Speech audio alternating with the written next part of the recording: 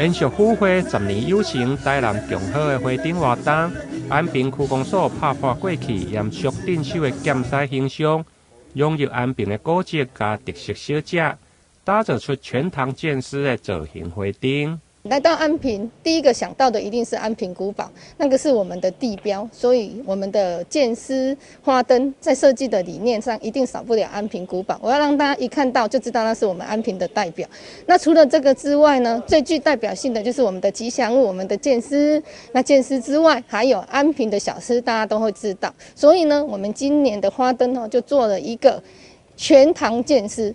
然后呢，建师要有能量，要来保护我们，他一定要吃小吃，所以就把我们安平在地的小吃通通在呈现。我们有碰饼，有虾饼，然后还有豆花，还有什么忘记了？再看一下，蚵仔煎。对，这些东西就是我们这一个创作这个花灯的元素就在里面。